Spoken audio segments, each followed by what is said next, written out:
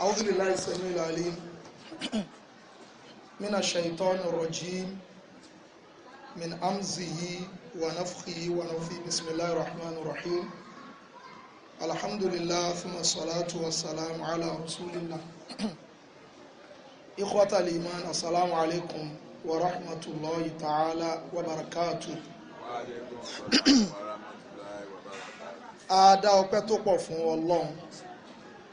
A dá ọpẹ́ fún Ọlọ́run. A fi ọpẹ́ fún Ọlọ́run. Tá a bá ń sọ pé a fi ọpẹ́ fún Ọlọ́run, ìtumọ̀ ọpẹ́ wa lè má yẹ ẹlòmíì. Ẹnu ìgbà tí Ramadan 1438 tó bẹ̀rẹ̀, àìmọye àwọn ìṣẹ̀lẹ̀ ńláńlá, àìmọye àwọn àjálù òun ló ṣẹlẹ̀ náà lù yìí. Nínú Ramadan 1438 yìí, ìjàmbá mọ́tò ńlá kan ṣẹlẹ̀ ní Lagos Ibadan expressway tí ní òsì gbé tó jẹ́ pé àìmọye àwọn tó gba àwẹ̀ náà wà nú àwọn tó kú.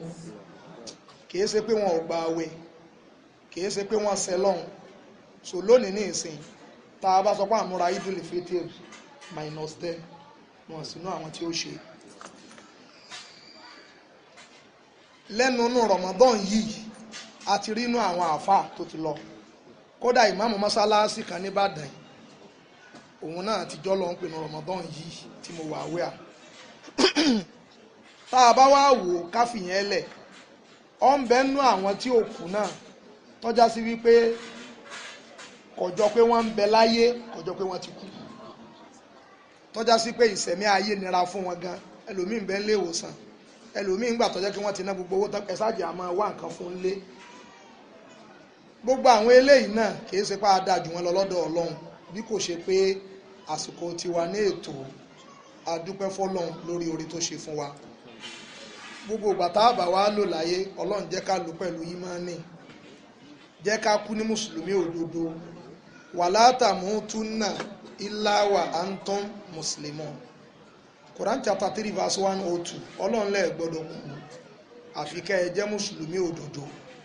tó gbọ́ Ọlọ́run gbọ́, tó gba Kùránì gbọ́, tó gborígun ìmánì gbọ́, tí ń kírun, tí ń gbààwẹ̀, tó bá lówó lọ tí ń yọ zaka, tí ọ̀sàwọn sọ́lọ́run, tó bá lówó lọ tí ń lọ hajj, tó nígbàgbọ́ òdodo nínú Ọlọ́run àtànábì wa Muhammad sallallahu alaihi wasallam, tó gbà pé ànábì òun lànábì kan, ànábì kankan ò tún ní wá lẹ́yìn rẹ̀. Ní ṣókí, all protocols are duly observed. Tí má ní máa kí gbogbo àwọn tó wà ń kalẹ̀ nínú wákàtí kan ìṣẹ́jú 15 ti lọ. Gbogbo àwa tí a tọ́ sí kíkí abẹ́lọ́ nǹkan lọ́wọ́ kí wa. Ìtàníkà fi sọ̀rọ̀ ètò ẹ̀kọ́ wọn ní Islamic education, an antidote to humanity problems. Àṣekọjá sí pé ẹ̀kọ́ tá a kọ́ ká má yọ ẹ̀kọ́ Islam kó ń bẹ́ẹ̀. Kọjá sí pé lánàá ẹ̀kọ́ wa ìlànà Islam òun lágbà kọ́, òun ló lè jẹ́ ojútùú, òun ló lè jẹ́ oògùn, òun lọ̀nà àbáyọ sí ìṣòro tí ń ṣẹlẹ̀ sí ìran ọmọnìyàn lágbàáyé. Màá mú látòrí humanity problems kí n tó wá síbi Islamic education, kí n tó wá sọ bí Islamic education bí yóò ṣe jẹ́ ọ̀nà àbáyọ. Bákan náà ojúṣe gbogbo àwọn tó jẹ́ stakeholders, gbogbo àwọn tó yẹ kán contribute, ojúṣe kálukú wa náà á sọ. Gẹ́gẹ́ bí wọ́n ṣe fún mi, wọ́n ní ká sọ ojúṣe àwọn tó jẹ́ ìjọba, ṣùgbọ́n àwọn tó jẹ́ ìjọba ọ̀pọ̀ ń bí. Jẹ́mọ̀ sí tí mo sọ yìí, àwọn ìjọba wà represented ṣùgbọ́n àwọn ọ̀pọ̀ ń bí. Mo lè mọ́ sọ̀rọ̀ ọ̀pọ̀ lórí eléyìí. Ojúṣe àwa tá a jóbi, àwọn òbí pọ̀ ń bí, tọ́já sí pé wọ́n mọ lọ sílé ẹ̀kọ́, ojúṣe tiwa náà á sọ. Àwa tá à ń dálé ìwé sílẹ̀, àwa proprietors táwa náà ń dálé ẹ̀kọ́ sílẹ̀, kí lójúṣe tiwa náà á sọ. Bákan náà àwa tá a jẹ́ teachers, àwọn olùkọ́ náà pọ̀ ń bí, kí lójúṣe wa á sọ. Tásìkò bá wá gbà wá, á wà pera wa tembihat,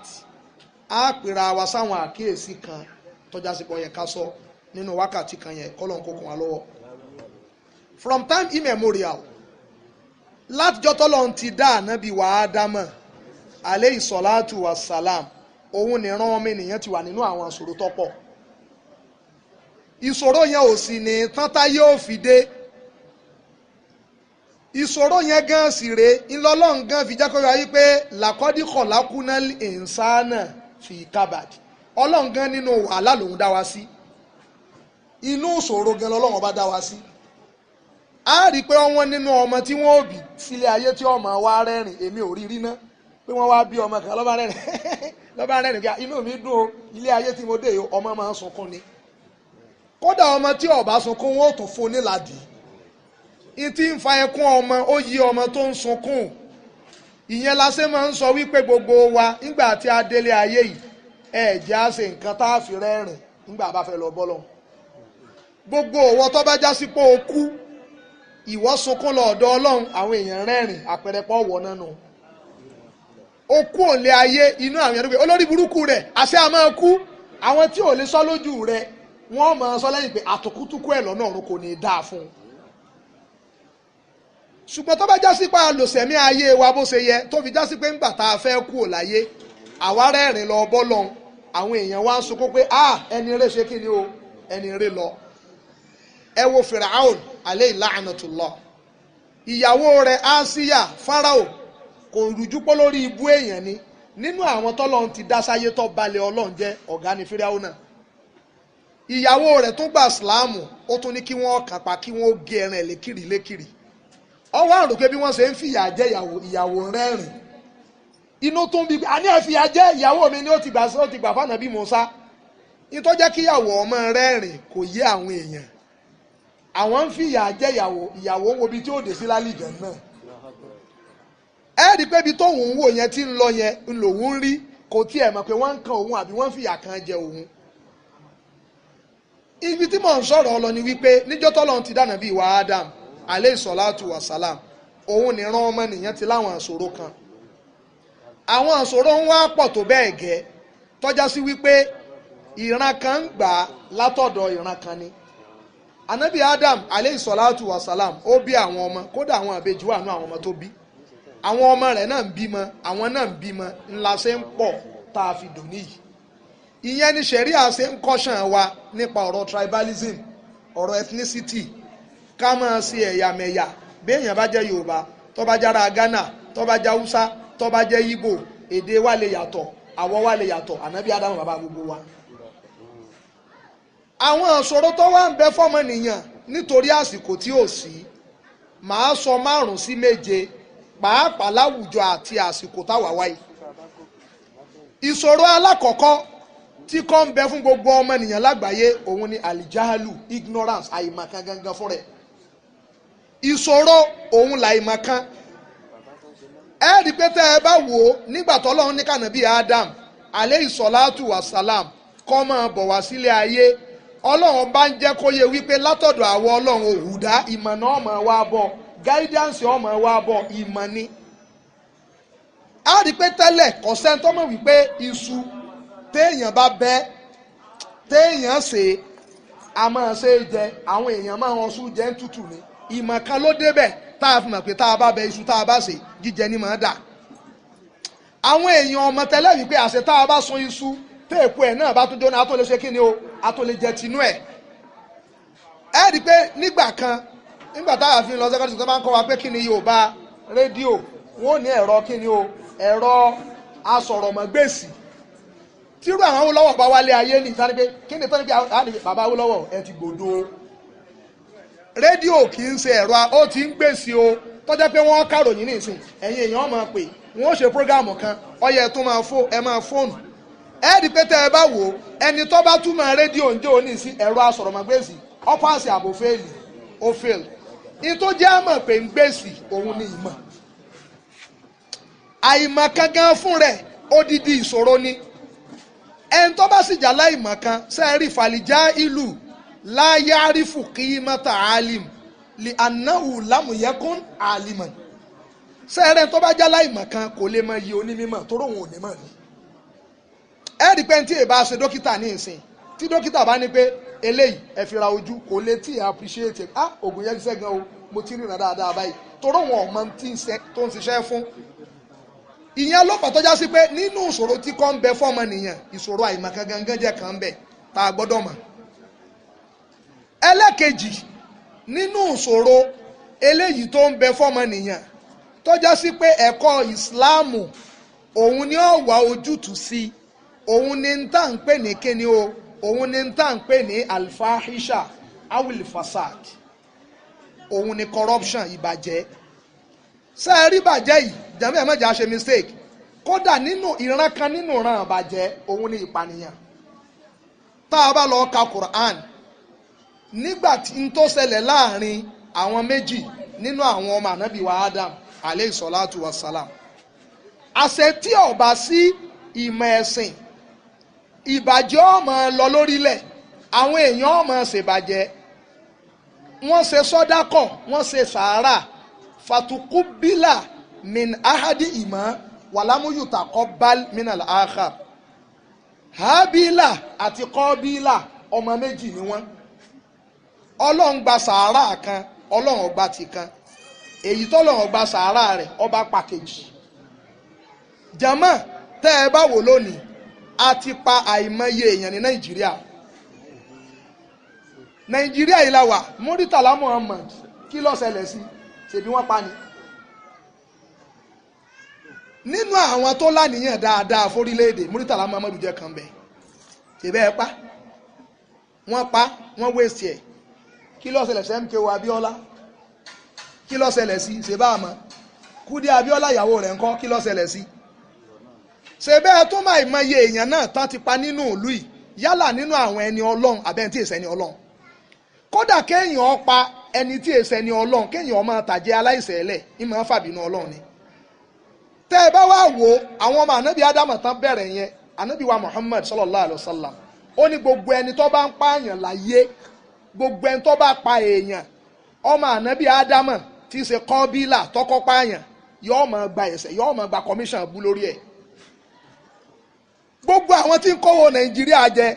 wọn ègbọ́rú wá sí báyìí. kánábà máa ń gbọ́ ni a sọ fún wọn wípé ẹ̀ ń jẹ́ kíyà yín ọmọ pọ̀ lọ́rùn ni o. gbogbo owó tẹ̀ ń kó jẹ yìí, àwọn ọmọ tó yẹ kí wọ́n kẹ́kọ̀ọ́, tí wọ́n di Boko Haram, tí wọ́n di OPC, Niger Delta militant, ẹ̀yin lẹ́ ṣòfò ẹ̀ lọ́dọ̀ Ọlọ́run. ẹ̀yin lẹ́ jẹ ìyà rẹ̀ bí Kọ́bílà bí ó ṣe sorí ibú lọ́dọ̀ Ọlọ́run látara gbogbo ẹni tí bá ń pààyàn láyé. òun lọ́kọ́ bẹ̀rẹ̀ corruption, ìpànìyàn. nínú odidi ìṣòro tí ń bẹ fọ́mọnìyàn, òun ni ìbàjẹ́ tá à ń sọ yìí. òun nìkan wá bí ọmọ tó pọ̀ tó jẹ́ pé tá a bá ní ká ṣe operation fún oyún okun rẹ̀, Ọlọ́run ló mọ iye ọmọ tó lè bí. odidi aburú ni, humanity problems ni, ìṣòro tí ń ṣẹlẹ̀ sáwọn ènìyàn ni. lọ́dọ̀ tẹ́ ni pé ẹ má balẹ̀ Ọlọ́run jẹ́ báàdà islahia, lẹ́yìn ìgbà táwọn Ọlọ́run ṣe kí ni o, tá a ti túnlẹ̀ ṣe. jàmáà tá a bá wò, kò sí nǹkan kan tó lè fẹlẹ́ ìkọjá pé kí ni o, àwọn èèyàn ọ̀bẹ̀rù Ọlọ́run, wọn akẹ́kọ̀ọ́ tọ́lọ́run, òun ni tó lè fà á. nínú àwọn humanity problems, àwọn ìṣòro tó ń ṣẹlẹ̀ sí àwọn ọmọnìyàn gangan, òun ni tá à ń pè ní godlessness, àìlọ́lọ́run, ìmọ̀sìnlọ́run. àwa lè pè ní ṣíríkù, a lè pè ní ìbádàtúlẹ̀ àwòfàn. ṣé ẹ rí àwọn tí wọ́n máa ń claim jàmọ́ ẹjọ́ ẹgbọ́ àárín dáadáa, láṣẹ ń sọ pé wàláyì tó bá dàrú láyé kò ní dàrú jọ gbé dàlùkìyàmọ̀. ẹ rí i pé nínú tán máa ń sọ ni wípé ẹ jẹ́ kí ètò ẹ̀kọ́, ẹ jẹ́ kó wà sẹ́kúlà, kó má lọ́rọ̀ ẹ̀sìn nù, irọ́ la bá débẹ̀. ọ̀rọ̀ ẹ̀kọ́ kò sí àdámọ́ ọmọnìyàn gangan ni pé kò ṣe lọ́hùn. tó o bá ti á ṣe lọ́hùn, wàá ṣe nǹkan mi lẹ́yìn Ọlọ́run. táìsó láàrin gbogbo alamọ̀ atheist ni, kò ní gbàgbọ́ nú Ọlọ́run. nígbà táìsó láàrin wà láyé, nínú àwọn tí ọgbà pọ̀lọ́ ń bẹ ní atheist ni, kìí ṣe Christian kìí ṣe Muslim, kò ní gbàgbọ́ pọ̀lọ́ wọn bá ń bẹ. wọ́n ní ṣẹlẹ̀ kan wá ṣẹlẹ̀ sí ọ ní oh God, wọ́n ní but you claim there is no God, only that is slip of tongue. pé òun ní ọ̀sọ̀ Ọlọ́run, ẹnu òun ló ṣàṣìṣe ọjẹrẹ. àdámọ́ ọmọnìyàn fi yé wa pọ̀lọ́ wọn bá ń bẹ. nínú ìṣòro tí ń ṣẹlẹ̀ sọ́mọnìyàn lágbàáyé tí ìṣòro Nàìjíríà nìkan, òun ni àìlọ́lọ́run. jàmáà ẹ méjì àtàn, ìyàtọ̀ ń bẹ láàrin kéèyàn jẹ́ adherents of religion àti kéèyàn lọ́lọ́run. jàmáà ẹ̀jọ̀, they are two different things. Nigeria, we are pretenders. sẹ́ẹ̀rí ẹjẹ́ sòótọ́ ọ̀rọ̀ fúnra wa, ẹ̀sìn wà nínú táwọn olóṣèlú tán fi ń da Nàìjíríà rú, Ọlọ́run sì mọ bí ó ṣe mú wọn. ẹ̀ ń fi ẹ̀sìn bojú ni gbogbo yín ẹ̀ lọ́lọ́run. You are godless set of people. ṣé ẹ lọ́lọ́run lẹ́ ń lọ mú lẹ́ ń lọ tẹ̀bí ogun ẹ̀ là ń kà lórí nẹ́ẹ̀tì lẹ́ ń lọ mú lẹ́ ní òò nínú igbó. ṣé ẹ lọ́lọ́run. mọ́sálásí ń kúnjọ jímọ̀ lóòótọ́ ṣọ́ọ̀ṣì ń kúnjọ sunday ẹ̀ lọ́lọ́run. ẹ̀ lọ́lọ́run. ṣé ẹ rí ṣòro òun ni kéèyàn ọmọ lọ́lọ́run kéèyàn ọmọ jẹ́ ni ọlọ́run. èèyàn lè nírùngbọ̀n tí èsẹ̀ ni ọlọ́tọ́ jẹ́ pẹ́ ni èṣù ni. èèyàn lè jẹ́ pásítọ̀ ṣebí sáàrí náà pásítọ̀ ṣebí kan ni wọ́n ń fà lẹ́kọ̀ọ́ tá a tún rí lọ́ọ̀yà kan tó tún láyà tó ní kán má pa ṣe Kingsley Kúkú àbí kí ló kọ àbí Kúkà kí ló kọ ẹ̀ tó wà náà àwọn tí. èèyàn lè jẹ́ àáfà tó ń pààyàn arínú ìlú tiwa yìí náà ti ní òsì gbé àáfà tó gbọ́bẹ̀ sọmọ ọlọ́run lọ́rùn séèyàn lọ́lọ́run kó lọ́lọ́run. ẹ má ṣe mistake èèyàn lè máa kéwú ó lè jẹ́ máàmù ó lè jẹ́ pásítọ̀ ó lè máa lead church ó lè máa lead ìrun kọjá pé òun gan fún rẹ̀ eléṣù olórí ibú èèyàn ni. ara humanity problems ni àìlọ́lọ́run nínú tá a gbọ́dọ̀ ṣọ́ra fún ni. in ló fi já sí pé nígbà tó Ọlọ́run fẹ́ sọ tó torí ẹ̀dá wa gangan ó ní wa ma khalaqtul jinna wal insa illa liya'budun. Quran chapter 51 verse 56. Ọlọ́run ní tí mo torí ẹ̀dá yín gan ni kẹ́ ẹ máa sìn mí. àṣetẹ́ èèyàn bá wá ń sin lọ́hùn bó ṣe yẹ kó sin lọ́hùn yóò lọ lọ́hùn. ṣùgbọ́n sin lọ́hùn tá ẹ máa wò ìkànnì àwọn olóṣèlú ìlú wa lọ́yọ̀ state tí ì ní dákọ̀ ọwọ́ akírun jimoh bíi kan jọ kan nígbà tí campaign bọ̀ ní 2015 tó lọ ó fẹ́ bẹ̀rẹ̀ campaign ẹ mọ̀ tó ṣẹlẹ̀ jẹ́mọ́ ọba araka kan nù jimoh ó sì sálámà jẹ́mọ́ ẹ̀yin ọmọ wa tẹ́ ẹjọ́ mọ́ primary school téèyàn bá baraka kan nù jimoh kí ni tí ó ṣe yóò kíraka kan sí àwọn ọmọ wa primary mọ̀ kèé ṣe pé ní ọlọ́run ni ó fẹ́ sọ ẹ̀rọ ọ̀pọ̀lọpọ̀ wọ́n sponsor Ramadan radio program lè tàn wá jẹ àti gbọ́n kódà kẹ́ sponsor Ramadan radio Quran àti gbọ́n mọ́ ẹ̀yin lọ́wọ́ lọ́lọ́run eléṣù níyìn godlessness àìsọlọ́run odidi humanity problems ní ìyẹn gan lókun tí ń da Nàìjíríà láàmú èèyàn lè jẹ́ Abdullahi èèyàn lè jẹ́ Johnueli èèyàn lè jẹ́ Magnet èèyàn lè jẹ́ Michaeli okay there was a program tó ṣe ní kílókò Olúyọ̀lé ń bí báyìí ní bẹ́ẹ̀ Olúyọ̀lé FM tó gbé kan wá náà babaláwo láti Ọ̀yọ́ tí n bá ṣe mistake mo gbọ́ bí i 3 or 4 years ẹ̀ ń bá gbọ́ program yẹn wọ́n wá interview rẹ̀ ó lẹ́yìn Muslim àti Christians ó lẹ́mọ̀ bára yín jà gbogbo yín ẹ̀ mọ̀ ṣe competition ẹ̀ mọ̀ lẹ poster ẹ̀ mọ̀ sponsor radio program ẹ̀ mọ̀ lẹ́yìn lẹ́pọ̀jù àwa lápọ̀jù ó ní ẹ̀ mọ̀ tara yín jẹ àwọ̀ ẹlẹ́bọ lápọ̀jù and he proved it. Ó ní ọ̀pọ̀lọpọ̀ àwọn àfáà yín ẹ jẹ́ kán wá fèsì wa tá ìbájọ́ pàdé àwọn pastors yìí tí wọ́n ìbá wá gba nǹkan lọ́dọ̀ wa jẹ́mọ̀ sí bẹ́ẹ̀ rí ogun ẹ̀nu news èèyàn fẹ́ kọ́ lè jọsìn wọ́n sì ń rí odidi èèyàn bíi 10 15 mára pílà ṣètò ọlọ́run nìyẹn jẹ́mọ̀ ok ráwọn kẹ́sìsì àwọn teachers náà tá ń bá wọn ọmọ sọ ní sùkúù ṣé ìwọ náà lọ́lọ́run tíṣà sùkúù mùsùlùmí ìwọ náà bẹ̀rù ọlọ́run eléṣù ni ọ ọmọ tí wọ́n ní ọkọ́ màásì tán ní ọkọ́ físíìsì wọ́n ní ọkọ́ kẹ́mí ó sì ń wo láta ọmọ ọlọ́mọ ọ̀hún fọ́ọ̀kàn gbáyà kódà ìkan bẹ tẹ́nìkan sẹ́ndì sí mi ní wọ̀sáàbù tí mo gbé àwọn èèyàn yóò lórí burúkú láyé yìí ọmọ tó tún jọ ọmọ primary wọ́n tó ba kárí ọmọ jẹ́ ọlọ́lọ́run ni wàláhì tọ́ ọba lọ́lọ́run tọ́lọ́run sọ fún ọ pé orí ibu ni tọ́ ọ fẹ́ ṣe yìí o ẹ̀ṣẹ̀ ni tọ́ ọ fẹ́ ṣe yìí o kọ̀ wá sí nǹkan tó lè jẹ́ solution fún dukọ́ jẹ́ pẹ́kọ̀ ẹ̀sìn tá à ń sọ yìí lọ. jẹ́mọ̀ ṣe é ráwọn tá à ń sọ ní humanity problems yìí gbogbo wa la gbọ́dọ̀ gbìyànjú kákọ́ mọ̀ wípé àwọn ìṣòro yìí kò rújú rárá ó ń bẹ nínú ìlú wa. Ẹlẹ́kẹrin alifakuru awilifakọ poverty òṣì jẹ́mọ̀ kí mo pè òṣì ara àṣòro ọmọnìyàn ni ẹ sì jẹ́ ká sọ fúnra wa lónìí ọmọnìyàn ò lé ní tí ó tó tí èkú ní tó ń sàwọn tí ń darí wa Nàìjíríà nù owó tí wọn ò lè ná tán tí wọn ò fi kú ó ń bẹ lákàntì wọn ilé iṣẹ́ tààrọ̀mọdọ́mọ wọn jẹ́ tí wọn èkú wọn ti ní tóun ti bẹ́ẹ̀ náà wọ́n tó ń jalè ṣé ẹ wá rí ẹja àfitàwọn yẹn lẹ̀ ká bọ́ sọ́dọ̀ tiwa náà ṣé ẹ rí òṣì àtayé tó ti pẹ́ lọ́rọ̀ òṣì ti wà ṣé ẹ wá ra àwọn tó jẹ́ ní Ọlọ́run wọn rí òṣì sí problem àwa la rí sí problem Ànábì wa Muhammad sallallahu alayhi wa sallam ó ní wọ Ọlọ́run tó bá dijọ́ ọ̀gbẹ́ǹde alkiyama gbé mi dìde láàrin àwọn olòṣì àárín àwọn tá a ní o àwọn olòṣì ẹlòmíì ò rò pé Ànábì tó ní kọ́ lọ́wọ́ gbòdì láàrin irú àwọn olòṣì ó wà lélẹ́yìí ẹ má ṣe mistake Islam ò kì í ṣe ẹ̀sìn olòṣì tọ́lá lómi tó ní mentality yẹn pé nínú Islam o gbọ́dọ̀ gun jíìpù ńlá ó lè gun lọ́nà àlàlì ó lè kọ́ kókó àòsì kọ́ lọ́nà àlàlì kí ló jẹ́ k'Ànábì sallallahu alaihi wasallam kọ́ tọrọ kọ́lọ́hún ó gbóhùn dìde láàrin àwọn olòṣì yìí àwọn olòṣì ẹjọ́ tí wọ́n jẹ̀ wájú Ọlọ́run kéré olówó ló ní wàhálà tó pọ̀ bí wàhálà tó sẹ́ni gbogbo wàhálà ìmọ̀kẹ́ rẹ́rìn pé ọ̀pọ̀lọpọ̀ àwọn tí ń kọ́rọ̀ ọjọ́ nù lù wá yìí tí wọ́n bá máa ti ń bẹ fún wọn níwájú ọlọ́run látàyé orí wọn ó sì ti jóná orí wọn wà á kú palawo bí ìsáná iwájú ọlọ́run Abdullahi ọmọ Umar ọlọ́run bá ní yọ́nú sí wọ́n ní pé tó bá ti àyà kan bẹ́nu Quran Suratul Mutaffifin àwọn tí máa dín òsàn wọn kù èyí náà káwọn tí ń tajà sínú Congo ó ti gbà ń dì wọ́n ra petrol ó ti dósùn wọn kù wọ́n ra aṣọ ọ̀pá mẹ́wàá ọ̀pá mẹ́sàn-án wọ́n bá ń bẹ̀ wọ́n repo pupa ó ti yábẹ̀ lásìnú ògò ọba àwọn ọlọ́jà náà wì ọlọ́run wá ní gbogbo àwọn tí ń ṣe bẹ́ẹ̀ ìbínú òun ọlọ́run kó máa bá wọn ọlọ́run wá ní aláyàzúnú wùláìka àná òmàbẹ̀ òfò sáwọn èèyàn yìí ó mọ̀ pé ọlọ́run ó gbé àwọn dìde ní liyawmin adhim ní ọjọ́ kan tó le ọjọ́ tó lágbára yawma yaqumu nnasu li rabbil alamin ọjọ́ tó ọmọ ènìyàn ó dùn síwájú ọlọ́run Abdullahi ibn Umar ọba dákú he was unconscious kí ló dé tó dákú ó ní ìṣe ní dákú yawma yaqumu nnasu ọjọ́ tá a dùn wájú ọlọ́run ta ni mí bó mo ṣe fẹ́ dùn wájú ọlọ́run ẹni tó bá rí ibi táwọn mọ̀pọ̀ tí wọ́n ti tọ́ṣẹ́ èèyàn rí láyé yọ́ mọ̀ wípé iwájú ọlọ́run máa tọ̀ ní ìwòròdú wá bàdàn bíi bóyá 2000 kí ló kọ ẹ̀kọ́ nígbà wàhálà election kankan tá káwọn mọ̀pọ̀ kan wá sí ìwòròdú wàláhì mo fojú ara mi rí báyìí wọ́n na driver kan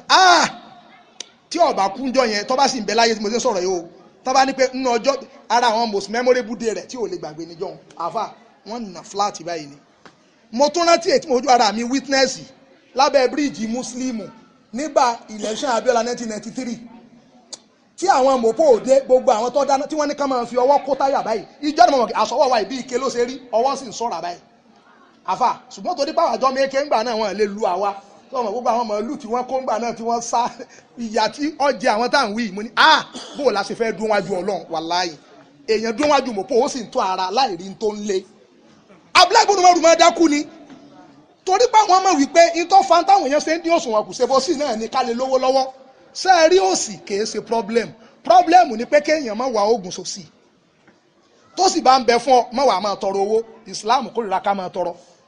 Islam kórìíra kọjá pé a máa sọ àwọn èèyàn tó ń jẹ kò sí ní tó burú I do tell people ṣé ẹ rí nǹkan tí ọmọ ń ṣẹlẹ̀ sáwọn èèyàn ara ń tẹ́ ńgbà bá débi ẹ̀kọ́ Islam ẹ̀ mọ̀ solution ṣé ẹ rí ẹ̀kọ́ ti gẹ̀rìbìtà nǹkan tí ò ní tọ́lọ́run nú ara tó ń ṣe ní pọ́npin arrogance sí wa lẹ́nu ẹ̀mí wa ń ga èèyàn kẹ́ parí NC ó parí degree ọkẹ́kọ̀ọ́ èyí ò ní túmọ̀ kankan degree holder ó lè kọ́ máa ta pure water kì í ṣe pọ́ọ̀tà kú that will be a stepping stone to another level mo mọ brother kan gbọ́ ọ̀tá ajọ́ kájú bẹ́sẹ̀ ìlànà pèsè rẹ̀ tí ń ta recharge card nìyẹn nígbà tí ò ríṣẹ́ eré àwàdà ọba tó ta phone accessories eré àwàdà business ẹ̀ bá ń gbèrú lónìí tí mò ń sọ̀rọ̀ yìí sálárì tí ń san fáwọn tí ń bá iṣẹ́ lóṣù yóò fẹ́ more than 1 million naira ẹ máa sálárì 1 million thousand ní àlọ́ pẹ̀lú eléyìí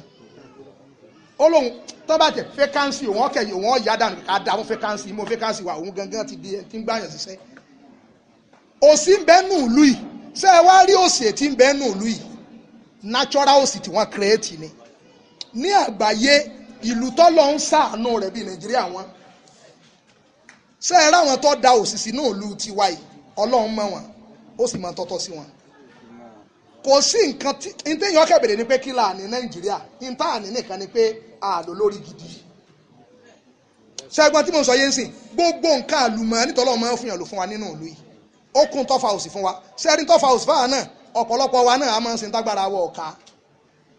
alimoyim látijọ́ tọ́lọ́run ti dáyé tẹ́ èdò ní òsì wà nínú àwọn ìṣòro eléyìí tó máa ń ṣẹlẹ̀ sáwọn èèyàn kò sí ní tó lè jẹ́ solution ó sì jẹ́ kọ́ lọ irú ẹ̀kọ́ wo ń gbà bá débẹ̀ ẹlẹ́karùn-ún tí màá ti stop torí pé ibi tá à ń lọ́pọ̀ ká lè sọ wákàtí kan wa lò jàmáà tẹ́ ẹ bá wá wò nínú ìlú wa yìí ara àṣòro tọ́mọnìyàn ti máa ń bá rí òun ni àlùmọ́rọ̀ àìsàn mo fẹ́ sọ̀rọ̀ nípa àìsàn pẹ̀lú ìlú tiwa yìí ṣé ọlọ́pọ̀lọpọ̀ bá a ṣe jókòó yìí sìnsì ẹni tó dá pé inú wa kéré o àwọn èèyàn wò pé kí mò ń sọ yìí bá a ṣe jókòó yìí ẹni tó dá pé nínú wa tá a jókòó yìí kéré àwọn ọmọ ìyá wa tán rárá sí Saudi Arabia wọ́n máa ń já ọ̀pọ̀lọpọ̀ wọn pẹ̀lú àwọn tẹ́sì kan tí wọ́n ní wọ́n ṣe ẹni tẹ́ rò pé gbogbo orí ẹ̀ ọ wà ń bẹ̀ apá rẹ̀ wà ń bẹ̀ kó ṣe tẹ́sì eléyìí kó ṣe tẹ́sì eléyìí sí òlé léyìí àáfà ó tà mọ̀ rò pé bí mo ṣe dá pé lọ́kùnrin àṣẹ́mi náà àṣẹ́mi tó ní problem àìsàn ẹ wá wò ní ìsìn nílùú tiwa ẹ wà màmá bàbá tèmi ẹsẹ̀ kújọ́ ọlọ́mọ àfọ̀rún kẹ́ wọn màmá ọ̀fẹ́ lé ní 100 kó tó di bí i few months tí màmá fi kú màmá a máa roko àwa ní ká máa roko mọ́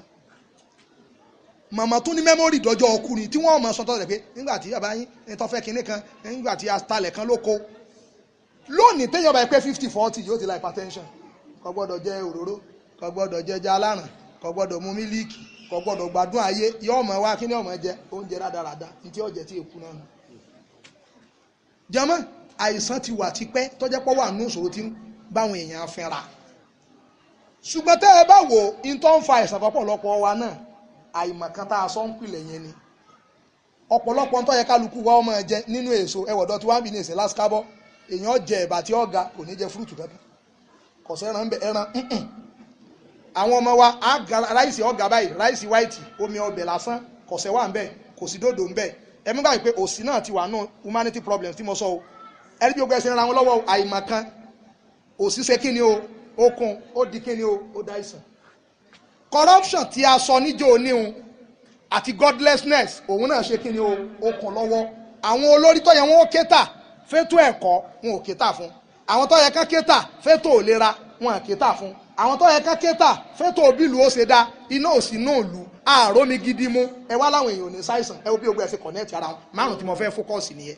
Islamic education and antidote to humanity problems.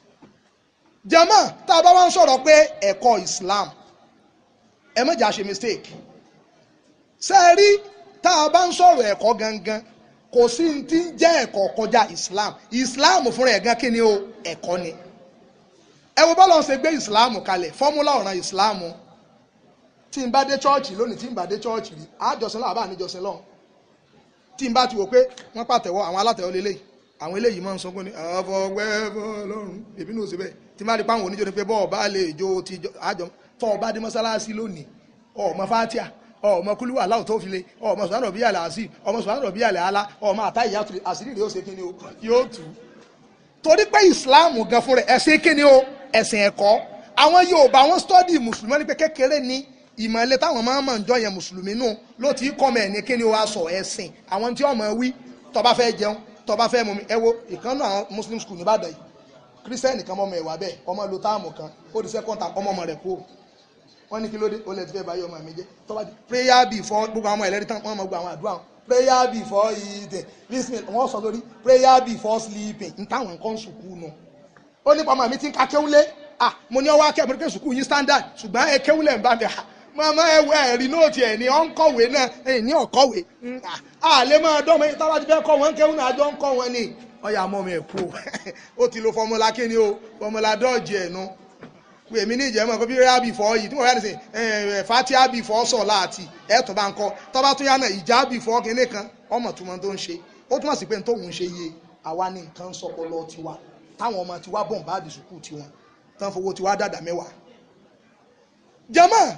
súrà tọ́lọ́ ń kọ́ sọ̀kalẹ̀ fánàbí wa Muhammad sallallahu alayhi wa sallam táàfin mọ̀ pé Islam ẹ̀sìn ẹ̀kọ́ ni súrà ẹ̀kọ́ gangan ni Iqra bismi rabbika alladhi khalaqa khalaqal insana min alaqa Iqra wa rabbukal akram alladhi allama bil qalam allama al insana ma lam ya'lam. jama sẹ́ẹ̀rí súrà yẹn ó tó kọ PhD thesis àyà márùn tọ́lọ́ ń kọ́ sọ̀kalẹ̀ ń bẹ̀ téèyàn analyse ẹ̀ ẹ máa wo nígbà lọ́fẹ́ bẹ̀rẹ̀ Iqra read èèyàn ò lè jó nímọ̀ láyé láìka nǹkan ṣe rí pọ́blẹ́mù tá a ní gbogbo àwọn tajẹ́ proprietors náà mọ̀ ń bọ̀ àsọdọ̀ tiwa láìpẹ́ yìí a gbọ́dọ̀ instill káwọn ọmọ wa ó lè máa ka nǹkan sí wọn lẹ́mìí àwọn ọmọ àsìn láàyè kọ̀rọ̀wù wọn ò ka nǹkan kan mọ́ jẹ́mọ́ mo ń sọ fún kan náà àwọn ọmọ aláìbẹ̀ pé nǹkan ti sẹ̀yìn ọmọ àsìkò yìí ọ̀pọ̀lọpọ̀ òbí náà tó wá bayé ọmọ jẹ́ pẹ̀lú àwọn fóònù WhatsApp Twitter Togo Telegram Instagram tó yẹ pé làwọn ọmọ wọn fẹ́ kọ́ ayẹ́kì because BECOS before b àti 4 ẹ̀rin ní táwọn ọmọ ń kọ ní ìsìn nìyẹn nígbà tí mi fẹ́ ṣe jáàmù mo máa ń ka ìwé tó lé ní 100 pages per day nígbà tí wọ́n fẹ́ ṣe ọ̀fìlọrin àwọn táwọn fẹ́ ṣe ọ̀fìlọrin mo ti rí bí abẹ́ ẹnìkan nu wọ́n tó sí mo máa ń ka ìwé tó lé ní 70 pages lójúmọ́ ó fà tọ́já sí wípé mọ́ọ̀sì àwọn tí mo kà látìgbà náà ọ ń bẹ lórí mi tí máa bẹ̀rẹ̀ sí lẹ́kṣọ̀ yìí nídìí kí n máa wá tí a kì í máa sọ fún ọ pé lọ́wọ́ tí a báyìí Al-Hikmat University tó wà nílọrin Al-Hikmat University ọ̀fà tó yẹ pé dọ̀là wọn mọ̀ mí bẹ̀ library wọn tí n bá lọ sí University of Ìtùlọ́lù Al-Hikmat University ìtàn fi train wa nu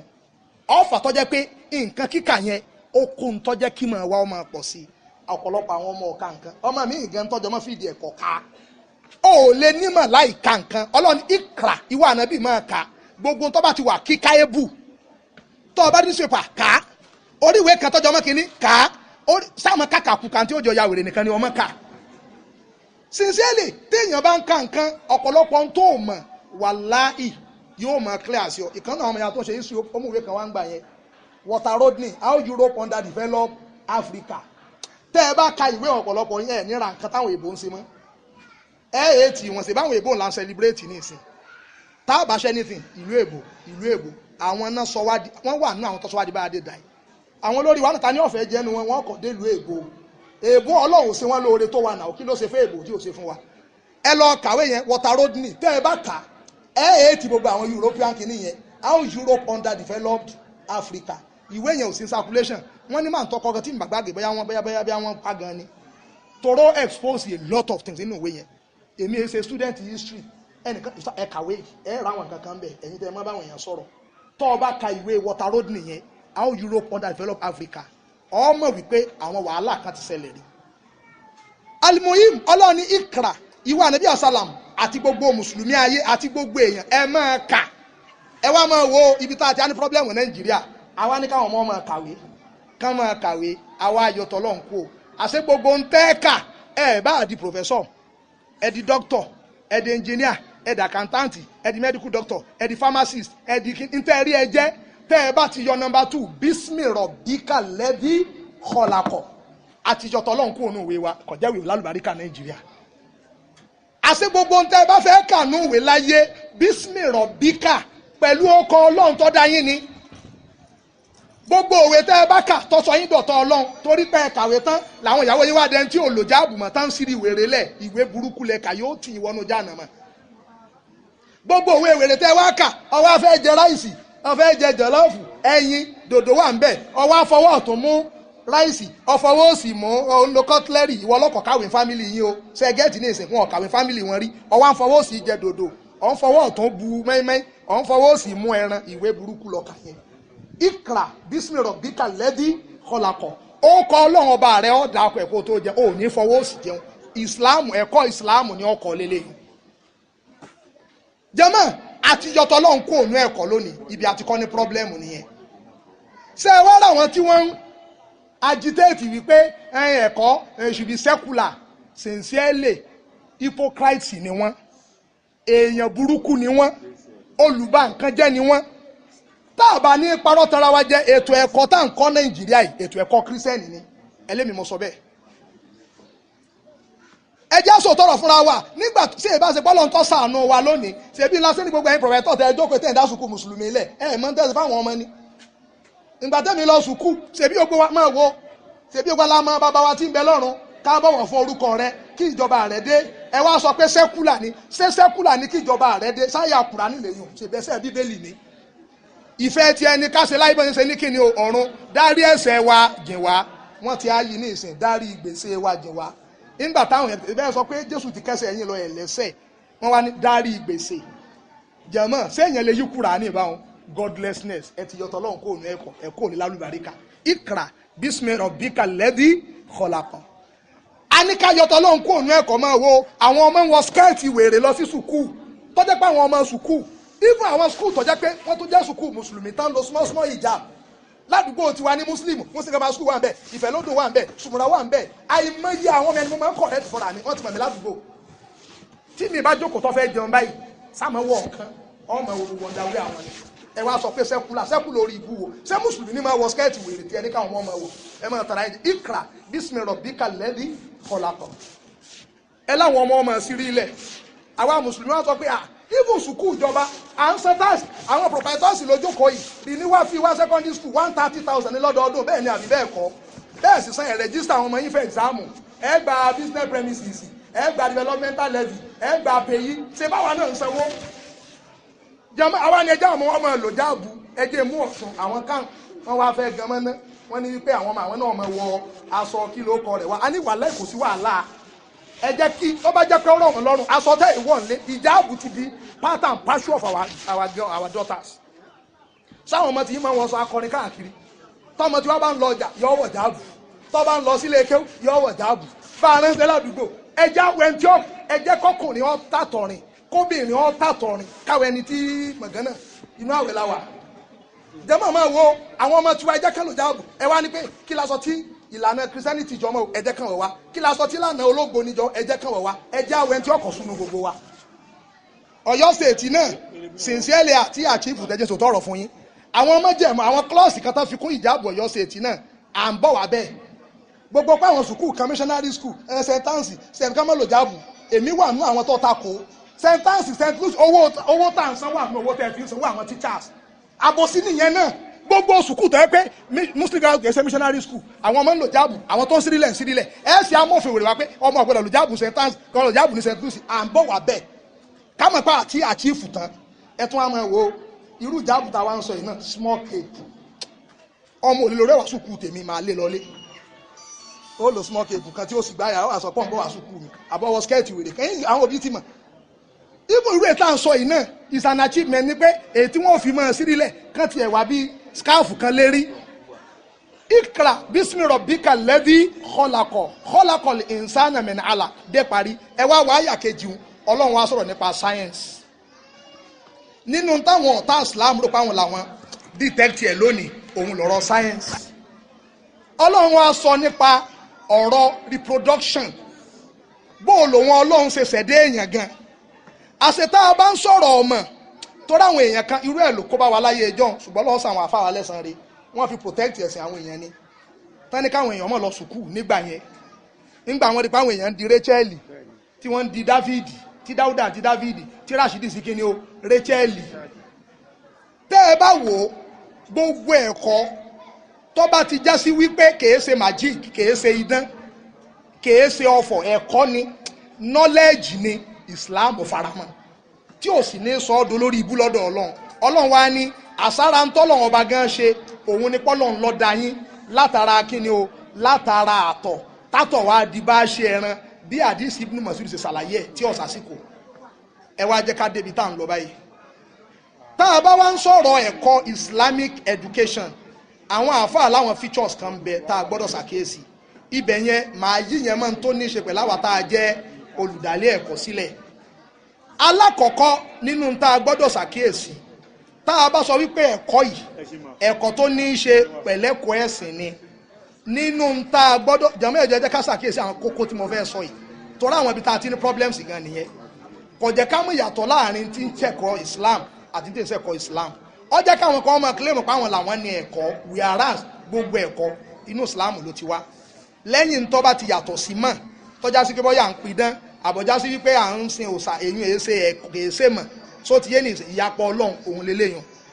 nínú nǹkan alákọ̀ọ́kọ́ tá a gbọ́dọ̀ ṣe àkíyèsí nínú ẹ̀kọ́ tí yóò jẹ́ ẹ̀kọ́ ọ̀tọ̀lọ́run nínú ẹ̀kọ́ tí yóò jẹ́ ẹ̀kọ́ Islam àáfàá ní kákọ́ ṣàkíyèsí nǹkan alákọ̀ọ́kọ́ tí mo fẹ́ sọ yìí òun gangan ní kíni o òun ní kí ló máa jẹ́ al-muallim awil murabbi ta ni olùkọ́ tí yóò kọ́ àwọn ọmọ lẹ́kọ̀ọ́ yẹn ẹ̀yin proprietors lẹ́wà ń bì orí tiwa mo ti fẹ́ bẹ̀rẹ̀ tèmi náà jẹ́ kan nù yín sẹ́ẹ̀rí gbogbo wa ẹ má jà ṣe jàǹbá fáwọn ọmọ tán wálé ìwé wa irú olùkọ́ wo la fẹ́ gbà we need to be conscious of that sẹ́ẹ̀rí gbà míì gan èèyàn á máa lọ ṣèwádìí sẹ́ẹ̀rí pé yọ́sà submit CV ilé ibi tó ń gbé sùkúù tó ti kú o bọ́yọ́ fọ́mọ mẹ́ta lóyún sùkúù tó ti kú o ẹ̀yin wá gbà sọ́dọ̀ tí márùn ni ó fún lóyún bẹ́yẹn ti ẹ̀dùn láwọn ọmọ tán tó pupa dáadáa àwọn ọmọ tán rúbùrúbù ọmọ bí ṣe máa ṣe a gbọ́dọ̀ ṣàkọ́kọ́ ta ni murabbi wal muallim ta lẹni tó fẹ́ bá ní kọ́ mọ́ tẹ́kọ̀ọ́ yẹn ó fi jẹ́kọ̀ọ́ tí ò ní takò tọ́lọ́ ìyẹn jẹ́ nǹkan alákọ̀ọ́kọ́ jẹ́mọ̀ mo rò pé à ń bá mi lọ ẹlẹ́kejì al-muqarrar awil minhaju dirasi kí ni curriculum syllabus tí wọ́n fi kọ́ mọ́ sẹ́wárí ní set up school tiwa ní Nàìjíríà ìjọba ti ṣe léyìn bẹ́ẹ̀ ni àbí bẹ́ẹ̀ kọ́ n ta ṣe ní a need Islamic education nù nígbà tẹ́ ẹ bá ti gbólùkọ́ tó jẹ́ pé òun náà ọmọ nípa ẹ̀sìn àwọn topics kan ń bẹ nínú tíjọba gbé fún wa tó yẹ káwọ́ ọmọ ṣàlàyé ẹ̀ jẹ́mọ́ ẹ̀ farabalẹ̀ o ẹ wo kí n mú social studies as a case study fúnra mi mò ń wo textbook kan jẹ́ òní mo ní wo bí táwọn èèyàn yìí ti hàn wá léèmọ̀ tí wọ́n bá ń sọ̀rọ̀ sẹ́yìn pé ẹ̀yin tẹ́ ń kọ́ social studies tí mò ń sọ yẹn o polygamy wà ń bẹ̀ tá máa sọ̀rọ̀ marriage àwọn obìnrin náà pọ̀ ń bí ibùn tó yẹ dórí obìnrin tọ́jẹ́lẹ̀ àgàn ọ̀pọ̀lọpọ̀ obìnrin fẹ́ gbọ́ polygamy wọ́n fẹ́ kọjá ìyàwó kan Yorùbá sì ni wá Yorùbá tó máa fẹ́ kọjá mẹ́rin ṣẹ̀ríà ni ẹ má jẹ́ kọjá mẹ́rin wọ́n wá ń káwọn ọmọ ní ọ̀rọ̀ marriage type of marriage monogamy marriage kíní kan marriage Islamic marriage kíní kan marriage nígbà wọ́n sọ̀rọ̀ polygamy advantages disadvantages disadvantages ibi díẹ̀ ọwọ́ akọ disadvantages ìwà tó pọ̀ it leads to kíní kan it causes hatred nígbà teacher jágbórí àwọn pé o tọ́ ọ̀bà kọ́mọ ní èso eléyìí ní sùkúù tèmi yá a ṣàlàyé pé àwọn tó kọ kínní ìwọ wá sọ advantages tó pọ̀ tó wà ń bẹ inú ìjà tẹ́kọ̀ bèèrè lọ́ba kọrù tọ́píìkì àbá àwọn ọmọ dáràn àwọn ọmọ ṣe kí ni o tọ́rọ òun náà ti ní tiẹ̀ tó fẹ́ sọ tẹ́lẹ̀ yọ gbàgbé ìsìláàmù ní táwọn gẹ̀rìbì gbélé lọ́lọ́ òun náà ṣe kí ni o ní ó gbé fáwọn ọmọ ẹ wà rọ́pọ̀lọpọ̀ àwọn ọmọ àwọn náà wà délé ọmọ mi ọlọ́mọ bú ẹ̀tàn fẹ́ lè ya rẹ̀ tàbí kọ́ mọ bú ìyálé yẹ ẹ̀tàn fẹ́ kọ́ ṣẹlẹ̀ náà nìyẹn tàbí kọ́ jọ ọmọ burúkú sí dádì ẹ̀ pé dádì mi wà láì tí tó burú fún mọ́mì mi ò bẹ́ẹ̀ ṣe fẹ́ yàwó lé wọn yẹn o ẹ fi yún un lẹ̀ tán bá ń sọ̀rọ̀ àwọn festivals àwọn eégún àwọn ọdún lẹ́yìn ìgbà tí wọ́n ti mọ̀ pé ọdún iléyá àti túnú àwẹ̀ lọ́dún Islam ṣùgbọ́n torí pé wọ́n lè bi wọ́n nínú ẹ̀gzáàmù kán mọ́ fẹ́ẹ́lì so orí náà ti tọ́ ọkọ̀ fún wọn nípa egungun festival ọkẹ̀kọ́ bíi láì méjì mẹ́ta ọwà fẹnu ṣàlàyé ọwà fúnra rẹ ọwà ju bọ́ǹbù lúkẹ́ ni o ọdún eégún pé wọ́n kẹ́ni akọyin ni o sọ̀rọ̀ àwọn tí máa ń ṣe eégún they are polytheists they are pagans they will not enter paradise they are ó ti sọ bẹ́ẹ̀ fún ó ti ju bọ́ǹbù wọ́n akọ idul fitir this is our festival jẹ́mọ́ ìwọ tó jẹ́ pé tíṣà tó lọ gbà fún rẹ̀ gan òun gan ní fáírọ́ọ̀sì kí ló fẹ́ kó ṣe ń sùkú rẹ̀ ó sì nípa ọ̀fẹ́ fáwọn ọmọ ní Islamic education táwọn ọmọ fúnra wọn gan ti ní interest nínú Christmas tán ní interest nínú Easter tán ní interest nínú ọdún egúngún tí wọn ò nífẹ̀ẹ́ túnú àwẹ̀ àtiléyá torí pé nǹkan kan wọn ń sùkú rẹ̀ ní wípé kí ni o different kìíní kan festival wọ́n dẹ̀ kún àwọn ọdún egúngún lé àwọn ará ilé ọ̀wà ilé ará oko ọ̀wà lé ará ọjà ọ̀wà kìíní kan ó jẹ́ káwọn mú ní interest nínú ẹ̀ jẹ́mọ́ àgbọ́dọ̀ sọ ṣe àwọn sílábọ̀sì tán gbélé alọ́wọ́ yìí àwọn èyí táwọn bá rí pọ̀ takotọ́ lọ́hùn tànà bíi kí láàmú ṣe jẹ́mọ́ àmọ́ tún ṣe nítorí fẹ́ káká wọn mọ́ ń bẹ̀ àwọ̀ wàá ṣe àtúnṣe rẹ̀ tó fi jẹ́ pé àwọn ọmọ gangan fúnra wọn wọ́n ó ṣe kí ni o wọ́n ó ti gbọ́ nǹkan tó yẹ kí wọ́n gbọ́yé níbẹ̀ àwa tá a jóbi alójúṣe tọ́pọ̀ tá a ṣe tó fi já sí pé ètò ẹ̀kọ́ Islam yóò jẹ́ solution sáwọn ìṣòro tá a ti sọ àti mí tá a lè sọ alákọ̀ọ́kọ́ gbogbo àwa tá a kọ́ jẹ́ òbí ẹ jẹ́ ká ṣàkíyèsí àwọn kókó bíi 3 sí 5 tí mo fẹ́ sọ yìí ọ̀fà tó jẹ́ pé àwọn òbí ìtànà àtàwọn òbí ìtòní wọ́n yàtọ̀ síra wọn àwọn òbí ìtànà ọmọ wọn láníyàn pé yóò yá dáadáa lọ́jọ́ iwájú wọ́n dẹ̀ ṣe gbogbo wàhálà Imam Ahmad bọ́nà ambali rahimahullah sẹ́ẹ̀mọ́ tó ṣẹlẹ̀ sí bàbá rẹ̀ kún kékeré ìyá rẹ̀ wá lọ ta gbogbo góòlù tó ní ló fi sponsor Imam Ahmad bọ́nà ambali jẹ́mọ̀ sẹ́mi tọ́lẹ̀ sí Imam Ahmad bọ́nà ambali ó di àfáà gbogbo ayé lónìí wọ́n nígbà tó wá wà láyé àwọn èèyàn ní kọ́ márì ó lóun ọ̀fẹ́ márì Imam Muhammadu ẹ ti tó márì àáfà ńlá nìyí àwọn obìnrin náà pọ̀ nǹkan àní tí márì ìgbà tí ìyá rẹ̀ tó kú òun ló tó márì ó lẹ́rù ń ba òun pé tóun bá fẹ́ yàwó kọ́ mọ̀ lọ ní clashes kan pẹ̀lú ìyá òun kó wọn ọmọ sórí bú látara ayé òun tọ́rọ mọ tí ìyá rẹ̀ ṣe lórí ẹ̀kọ́ ẹ̀ àárín dákẹ́ bàbá wọn náà ó ní nǹkan ṣe lórí ẹ̀kọ́ wọn ṣé ẹ ráwa tá a kọ́jọ́ bí ojúṣe wa alákọ̀ọ́kọ́ lórí gbogbo àwọn ẹ̀ka kullukum ra'in wa kullukum mas'ulun an ra'iyati àwọn ọmọ yìí kákọ́ mọ̀ pé Ọlọ́run bó bí wa nípa ètò ẹ̀kọ́ wọn ká mọ̀ pé àmánà ní ká kọ́ wọn lẹ́kọ̀ọ́ àmánà ní kán lẹ́kọ̀ọ́ tí wọn ò bá ti lẹ́kọ̀ọ́ ọlọ́mọdé ọmọ ó sínú Boko Haram mọ́jọ sí àwọn 1 million boys tán da ìgboro rú mọ́jọ wà náà àwọn OPC àbáwọn Niger Delta militants ọmọ tẹ́ ẹ̀ bá kọ́ lẹ́kọ̀ọ́ àbáwọn ètí ń gba gáràjì mọ́tò òkì náà tí ọmọ fagbó mo ti bá kan wọ mọ́tò darí lé ní ìtọ́jẹ́ pé gbogbo ẹnu ẹ̀ ní rùn nínú àwẹ̀ mùsùlùmí náà sì ni ẹlẹ́kejì ní anafakọ́t ètò ìnáwó lórí ẹ̀kọ́ àwọn ọmọ jàmọ́ ètò kí la pé o nínáwó lórí ẹ̀kọ́ àwọn ọmọ sẹ́ẹ̀rí gbogbo ń tà ń sọ yìí àwa mùsùlùmí owó wa iná fi ń develop Christian schools àti ráwọn tó ti kọ research lórí ẹ̀ tọba tí wọ́n gan bá ní interest inú ẹ̀ kẹ̀ mú Christian school bíi 20 Ìbàdàn yìí kọ́ ọ lọ get data yìí ọmọ tí wọ́n ní mélòó ló jẹ́ Christians mélòó ló jẹ́ Muslims èló ni wọ́n ń san bẹ́ẹ̀ èlò sì náà fáwọn tíṣà dẹ̀ nínú tíṣà wọn mùsùlùmí tó wà ń bẹ̀ ó kéré ìwọ̀nba tó wà ń bẹ̀ bẹ́ẹ̀ mẹ́ta mẹ́rin ló wà ń bẹ̀ wọ́n fẹ́ sọ wọn di christian kan tó lọ́dún méjì mẹ́ta ń bẹ̀ so ti yé wá wòye owó tiwa tí ń lọ ọ̀dọ̀ tiwọn wòye tiwọn tí ń jáde sọ́dọ̀ tiwa wá wo àwọn sùkúù tiwa ọmọ mélòó ló wà ń bẹ̀ èlò là ń san ń bẹ̀ ìwọ gangan mọ̀ pé kí ni ọ̀pọ̀lọpọ̀ wa la owó tiwa náà fi ń dìbẹ̀lọ́pù àwọn sùkúù wọn mùsùlùmí ò tó wá fọmọ sùkúù mùsùlùmí yọ ọmọ jẹun lówó ń bẹ̀ ẹ rí ẹlòmíràn mọ ní economic recession àwọn èyàn kìí ṣe pé èyàn ń ro aburú sí ìyẹn o ọ̀pọ̀lọpọ̀ àwọn òbí gan láti ẹ̀rọ sí sùkúù mùsùlùmí yóò ní bá wà láì ẹ̀kẹ́gbọ̀ pé à ń lọ sí ilé yá nílé wa o a ní ọmọ kọ̀lé àrùn pin bó ti sọ pé wọn sanwó tí yín gbogbo tẹ́kọ̀tà kó fi lọ sí kíni o fi ọfẹ́ lọ sí ilé yá nílé rẹ̀ a ní ọmọ sí ilé yá nílé rẹ̀ ṣùgbọ́n pọ̀lọpọ̀ lónìí ẹ̀ tó rẹ́ lómi ẹ̀kọ́ pé ọmọ wọn kan fẹ́ ṣe wàlímọ̀ kùránì wọ́n pa màálù méjì lẹ́yìn tẹ́ ẹ lẹ́ẹ̀ lówó lọ ẹ sì pa màálù méjì fún wàlímọ̀ ní ẹ mọ̀ sí wàlímọ̀ kùránì tọ́da lẹ́fẹ́ ṣe ṣùgbọ́n ṣé wàlímọ̀ pàtàkì ju ẹ̀kọ́ ọmọ yín lọ. ẹlòmíràn tí a tún máa sọ ẹ má lé ọmọ wọn ṣe é ti gbọ́ ẹ mọ̀ pé mi ẹ jẹ owó tẹ́lẹ̀ story no ṣé tí wọn náà bá gba teacher tó ní ẹ̀yin staff ẹ mọ̀ pé mi ẹ jẹ owó tẹ́lẹ̀ mo ti ṣẹlẹ̀ ìmọ̀ iye léèwé so ti yé ni tẹ́ pé kí ni o wọn èyí jẹ́ èèyàn lówó tó ń ti bẹ́ẹ̀ ó torí padà mọ́ tíṣà ní wípé tíṣà tó bá gbọ́ pé fẹ́kánsì kan tó jáde owó bẹ̀ tún láta díẹ̀ ó rí tí ó tún change sí ìfì ní ìsìn jàmá àwa tá a jó gbọ́dọ̀ káwọn ilé ẹ̀kọ́ ìlọ́wọ́ pẹ̀lú ká máa san tó yẹ ká san ẹ tún wá fi owó tó yẹ ká san lẹ̀ ó yẹ ká tán láwọn tabaruat jàmá kí mo pé o tabaruat àti ráwọn òbí kan tí wọ́n ṣe ọlọ́run dẹ́fà àlùbáríkà sí fáwọn sẹ́mi ayé ọmọ wọn ó lè ó pé sùkúù ìṣẹ̀ṣẹ̀ ń bọ̀ ni wọ́n fẹ́ kọ́ hostel máa kọ́ yàrá mẹ́ta fún yín bẹ̀ ṣe báwọn èèyàn ok nígbà tó bá sanjọ́ lọ́ọ̀nchì library ẹ̀ ní Ogun State sáwọn èèyàn wa kọ́ lọ lọ àwọn kọ́ náà owó wọn kọ́ Ọbásanjọ́ fi kọ́ library ni àwọn ọmọ tí ń ṣe kánífà ládùúgbò ṣe bẹ́ẹ̀ fún ọ lówó yàtọ̀ sówó school fees gan kí wọ́n gán kẹ̀tún rò pé wà láì sùkú yìí wọ́n nídìí nǹkan báyìí ṣe bá ti ráwọn sùkú tẹ́ pé àwọn òbí wọn ó sì wò pé ẹni dì mọ́tò wọn ò sì ní jẹ́ kí ẹ tó lè léèwé ọmọ wọn ó sì dáwó láàrin ara wọn wọn ó sì lọ ra mọ́tò gidi fúnlé ẹ̀kọ́ wọ́n lè rò wípé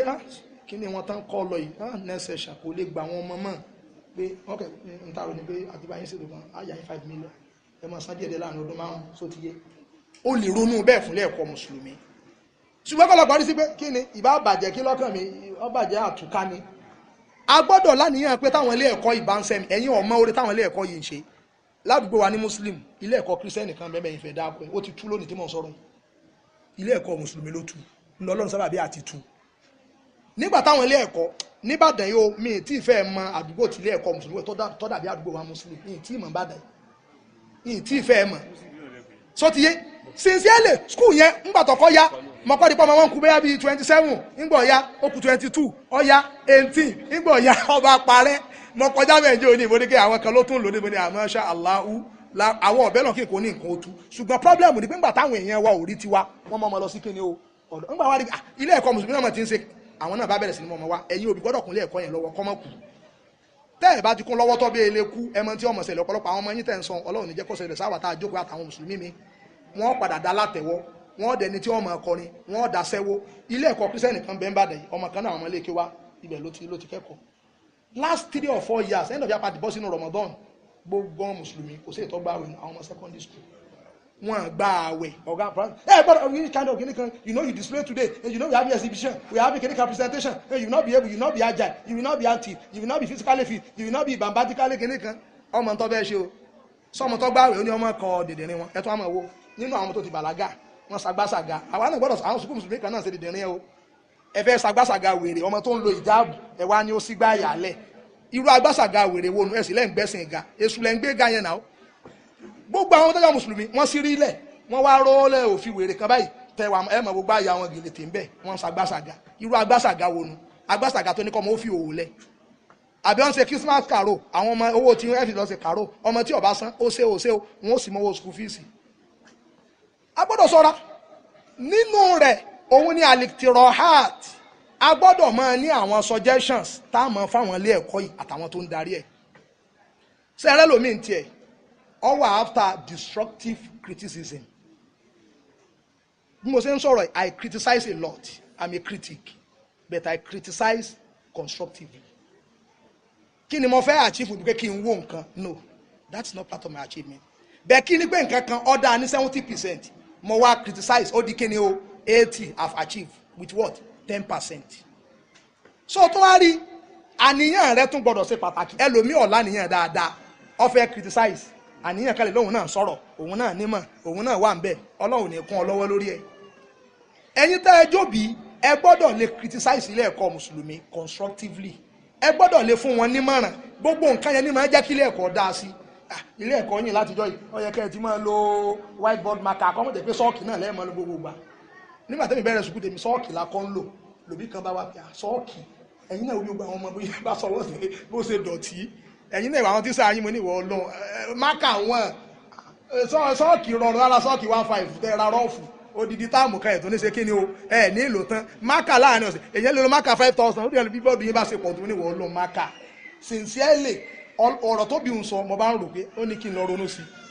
pé sọ́ọ̀kì yìí pé kódà bóun ṣe wọlé gan inú tiẹ̀ ń bí òun gan pé òun rò pé eléyìí gan yóò àti ẹ̀wà ní iléeké mo ní ìwọ Ọlọ́run ẹ̀sìn àwa dáràn iléeké kọ́ torí lóòótọ́ di sí ọ̀pọ̀lọpọ̀ iléeké kí là ń lò ń bẹ́ jẹ̀mọ́ sọ́ọ̀kì irú òbí yẹn mú mọ̀ràn wa ọ wá ní pé nù wà lè máa ṣe báyìí tẹ́ ẹ bá rà ẹ mọ̀ rí fílẹ̀ ẹ mọ̀ ṣe gbá yóò dín in lówó kù nǹkan mo bá lọ kọ́ọ̀sì ẹ̀ ní là ń lò ní it has become part and parcel of us. òbí mi lè rò wípé aṣọ táwọn ọmọ yín ìtàn wọ̀ ó ti fò sókè ju o ìbàdá akẹ́ẹ̀jẹ́ ọlọ́ọ̀lẹ̀ díẹ̀ o ìbàdá o èèyàn kọ́ rò pé tó bá tún lọlẹ̀ sáwọn kò ní sọ pé Boko Haram ní abáyé sáwọn kò ní sọ pé afẹ́ sáwọn ọmọ di kíní kankan kàbáyé jẹ́mọ́ àwọn òbí òun mọ̀ràn wa ó lè jẹ́ lórí end of year party wọn mọ̀ràn ó lè jẹ́ lórí excursion ibi ayẹ̀bá sí ilẹ̀ excursion lọ sí ibi báyìí o àwọn ọmọ school kan lọ bẹ̀ wọ́n kẹ́kọ̀ọ́ gidi ń bẹ̀ o ẹ mọ̀ fáwọn ilé ẹ̀kọ́ ìnímọ̀ràn ìmọ̀ràn tí ọ̀jẹ̀ kan máa lo òkè kèése ìmọ̀ràn tí ọ̀jẹ̀ kan ṣubú. bákan náà àwa tá a jóbi nínú nǹkan táwa náà gbọ́dọ̀ máa ṣe ni wípé àwọn ọmọ wa gan ṣe rọ́pọ̀lọpọ̀ òbí ní pọ́blẹ́mù kan wọ́n rò pé sùkúù màjíìkì là ń ṣe ń bẹ̀ pé ẹkẹ̀ mọ́mọdé sùkúù báyìí gbogbo òsẹ̀mí ayé ọmọ sùkúù nìkan ni ó ṣe no it's a fallacy.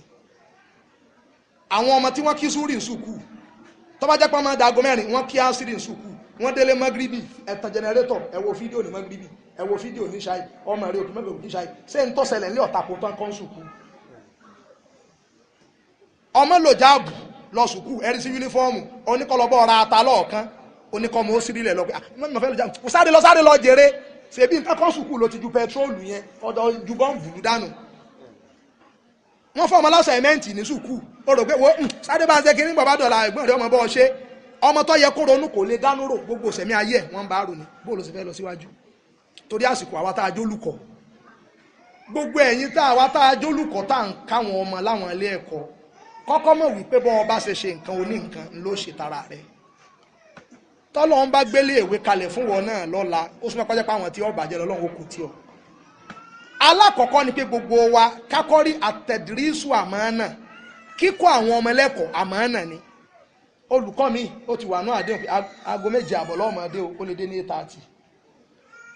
sincerely sálárì tó ń gba àlùbáríkà díẹ̀ ó kù àlùbáríkà wákàtí kan tó fi pẹ́ wọn lọ́wọ́ yọ kú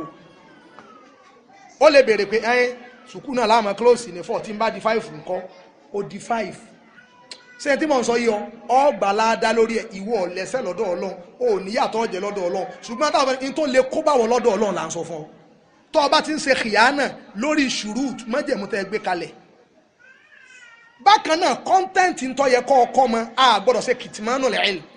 ìwọ tó o bá jẹ́ tíṣà tó nǹkan ẹwà náà bí wà mọ́sà sálà àwọn sàbẹ́ ní gbogbo nǹkan lọ́kọ̀ wọn hátàlì xìrọ́ à tẹ́ ẹ dórí pa afẹ́ wọ tọ́lẹ́ẹ̀tì ànábì tó kọ́ wọn ní tí wọ́n ṣe tó o bá fẹ́ kọ́ tọ́píìkì kan gbogbo ń tọ́ bá rí kó relevant pẹ̀lú ń táwọn ọmọ ní bùkátà sí tí wọ́n ẹ̀ ṣàṣeyọrí láyé nínú ẹ̀gzáàmù tìjọba tí wọ́n ṣe tí wọ́n ẹ̀ ṣàṣeyọrí lọ́run ọgbọ́dọ̀ kọ́ wọn. ìyẹn lọ́fà tó já sí pé gbogbo ẹni tó bá jólùkọ́ orí skíìmù wọ́n ní kọ́kọ́ wọn ní meaning of microphone, types of microphone, composition of microphone, advantages of microphone, disadvantages of wọ́n jẹ́ bí àbí subtopics márùn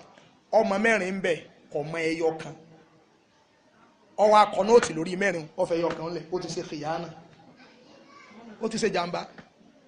ọ escalate ẹ̀ sáwọn other teachers ṣe ẹrẹ́ lomi sincerely I don't know àwọn tá a jọ ṣẹ́rí mo ti ráwọn kan níbi so orí kéèyàn wà arrogant èmi wàhálà English teacher mo máa ń dà láwọn pé ṣé èbó yìí tó correct dẹ́sẹ̀ pé mi náà gbé èbó wọn bá tèmi tí n bá rí pé eléyìí ọjọ́ mú sáyẹ́nsì bó ní eléyìí sọ lọ́nu sáyẹ́nsì a máa benefit lára ara wa bẹ́ẹ̀ teacher mi wà arrogant ó wà pompous kò fẹ́ bí àwọn èèyàn ní tí ọmọ ká má rò pé olódo ni ọsọ ojú olódo lọgbà tíṣà èso olódo ṣùgbọ́n ọmọ gbogbo nǹkan tán èyí tó ń sọ lọ́hùn bẹ́ẹ̀ ṣe èso olódo èyí tó ń ṣe kí ni o èso ọlọ́hùn ọmọ gbogbo nǹkan tán àwọn tó ọba rí pé wọ́n tó mọ̀ jù ọ lọ tó lọ bá wọn ẹlòmíì ọmọ máa fara pamọ́ gbogbo tó yẹ kọ́ káwọn ọmọ wa máa wo irú ẹ̀ṣẹ̀lẹ̀ bẹ́kẹ̀ tán ṣe lọ́yìn ọ̀ṣẹ̀lẹ̀ ń bì kan tọ́já sí pé kí ni o just a subtopic tó yẹ káwọn ọmọ tán káwọn ọmọ ọ̀dẹ̀ jáde inú exam jẹ́mọ́ sọ̀n kó ti kìyànà fáwọn ọmọ yẹn ohun tó bá jẹ́ olùkọ́ ń tó bá yẹ kọ́ káwọn ọmọ yẹn yọ èyí tí ò bá mọ̀ yọ wà tún ṣèwádìí dẹ ayé ti táyé íńtánẹ́ẹ̀tì gan ní ìsìn tíṣà tó bá já sí pé ní ìsìn àwọn fóònù tanásọ́bẹ̀ náà ló sì tó ń lò sìnsì ẹ̀ lọ́yẹ kọ́ wá sẹ́mi ẹ̀gbọ́n tí mò ń sọ yé irú tíṣà ń bóyá kọ́ fẹ́ máa ṣe bí kọ́ máa ṣe bí àgbẹ̀ àbí kọ́ máa tàbí àbí richard card bóun ló ṣe jẹ́ tíṣà tó ní wà íńtánẹ́ẹ̀tì enabled tó ò ní lè mọ kíní lọ lágbàáyé ó ní lè ṣe research lórí fíìdì rẹ ó sì ní tíṣà ní ọ́ even kálọ́sì bá ní ibi ayé lè dùn ọ̀rọ̀ àwọn fóònù orí àwọn sẹ́kọ̀ndì oní 10,000 50,000 pé ọmọ fi browse tó ọmọ ti ń lọ èèyàn gbọ́dọ̀ mọ upgrade knowledge ẹ̀ ọgbọ́dọ̀ mọ update ìmọ̀ rẹ tó fi já sí pé ẹ máa wò ní ìsìn nóòtì 2002 lèèyàn tó kọ́ 2017 irú tíṣà wà lélẹ́yìn nǹkan change a gbọ́dọ̀ ṣàkíyèsí àárín yẹn náà nínú tọ́kàn wà nìyẹn ní ìparí torí gbogbo wákàtí kan tí wọ́n fún mi ó kù ṣẹ́jú 2 sí 3 níbi àwa ń sọ̀rọ̀ Islamic education bó o ní ó ṣe wá jẹ́ oògùn fún àwọn àṣòro tí ń ṣẹlẹ̀ sọ́mọnìyàn òun ni ẹjẹ́ ń fi parí ẹ̀ báyìí ẹ rí i pé tá a bá wò ó tọ́já sí pé gbogbo ẹ̀kọ́ táwọn ọmọ kọ́ wọ́n jiná ń bẹ̀ alimahara expertise àwọn ọmọ yẹn jiná nínú ẹ̀kọ́ tá a kọ́ wọ́n sound ẹ máa wọlé ó sì jẹ́ solution o wọ́n ní tọlọ́hun lára wọ́n ń kírun wọ́n ń gbààwẹ̀ kìí sọmọ tí máa ń jó káàkiri kìí sọmọ tí máa ń jó pàlóńgò kìí sọmọ gawúre o tó ti yé irú ọmọ yẹn tó lẹ́kọ̀ọ́ tọ́já sípò jiná yẹn nígbà tó bá parí ẹ̀kọ́ rẹ̀ àwọn ni wọ́n máa darí ìlú bẹ́ẹ̀ ni àbí bẹ́ẹ̀ kọ́ tírú wọn bá padà ń gbapò lọ́wọ́ gbogbo àwọn eléyìí tí ń lọ múlẹ̀ nínú igbó yìí tírú wọn ń gbapò lọ́wọ́ àwọn apààyàn sókà tírú wọn ń gbapò lọ́wọ́ àwọn eléyìí tọ́já sí pé kí ni o tí wọ́n ẹ̀kọ́ ọ̀tọ̀ ní tán ní asset ọ̀tọ̀ ní tán declare tírú wọn bá ń papò lọ́wọ́ àwọn tó jẹ òṣìṣẹ́ ìjọba lówó tí wọn ọ̀sánwó tówó sì ń bẹ tí wọ́n ń parọ́ recession tíyà ọ̀jẹ̀ àwọn ọ̀nà fámìlì wọn táwọn òṣìṣẹ́ ìjọba last year wọ́n fi ìbànújẹ́ ṣe Ramadan wọ́n fi ìbànújẹ́ ṣe léyà wọ́n tó ìbànújẹ́ ṣe Ramadan lọ́dún yìí tẹ́ẹ̀dẹ́ ń sọ pé kò sówó ń lù tẹ́yìn ń fò bí ìgbà téèyàn ń lọ Ìbàdàn sẹ́kọ̀ọ́ tí gbogbo àwọn fámìlì ti yín ń gbádùn tírú wọn lọ rú àwọn eléyìí àsìbọ́yá bíi kíni o gómìnà ìlú ọ̀dà àwọn èèyàn ọ̀dẹ̀ ni Ọlọ́run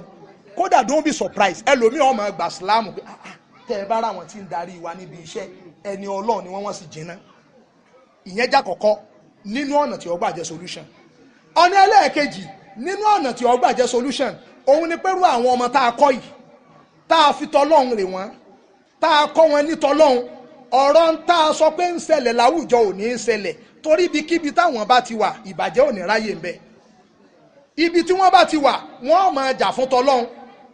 nígbà wàhálà àjáàbù tọ̀kọ́ lọ láyé lamadésínà